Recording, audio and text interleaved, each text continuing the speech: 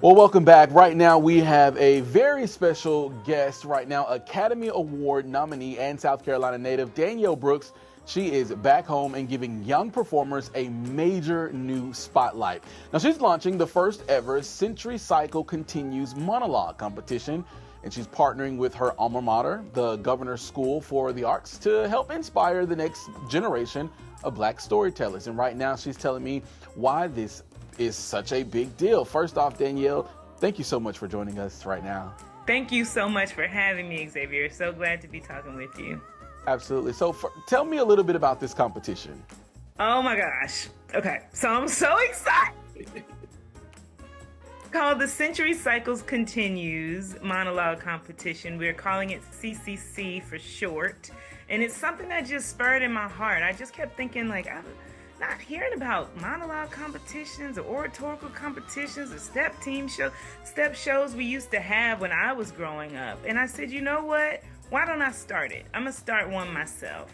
Because for me, I feel like that's how I got my start. That's how I got my confidence, learning how to memorize, learning how to do public speaking.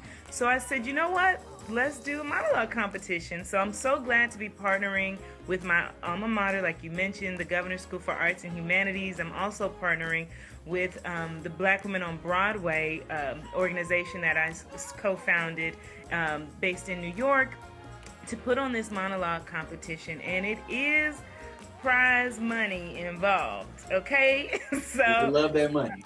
Yes, kids can win up to $2,000. And submissions are due January 3rd. So you're on your Christmas break, start working on your, or not even auditions, but start working on your monologues. Absolutely. And you've talked about continuing the legacy of Black storytelling.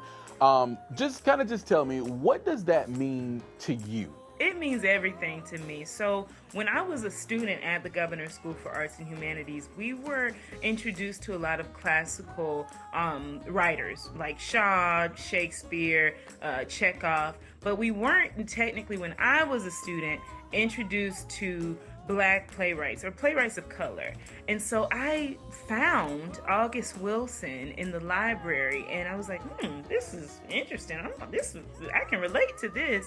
Cut to a few years later, now I'm starring in an August Wilson play on Broadway with Samuel L. Jackson.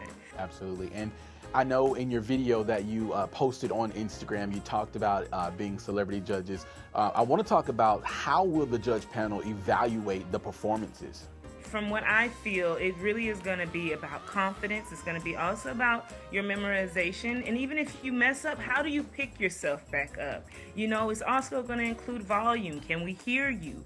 And so I'm really excited because it is going to be live on February 28th, the competition. So we're going to choose 10 students to come to the Governor's School and do a live of their monologue for this, for this competition.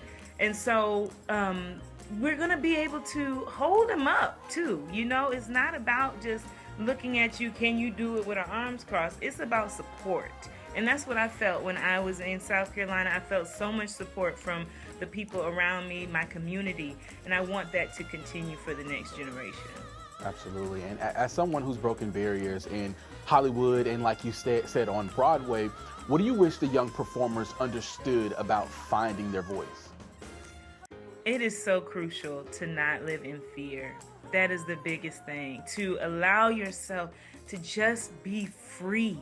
It is okay to mess up. It is okay to try. And that's what I want the kids to understand when they do this. Take a risk. Risk on yourself. Bet on yourself.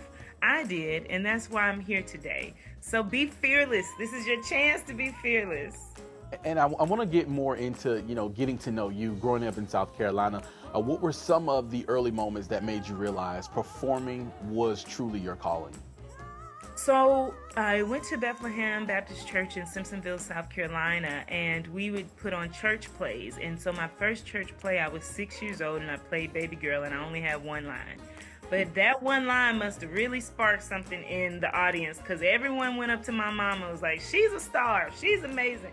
So from there on, my mom had put me into all of these programs like League Academy, like Governor's School for Arts and Humanities. And I'm so grateful how expansive the arts are in South Carolina. Absolutely. And how I was introduced to you was from The Orange is the New Black, and I fell in love during The Color Purple. You've had a powerful run, and is there a role that challenged you the most as an artist? Ooh, there's so many. I mean, all of them, really.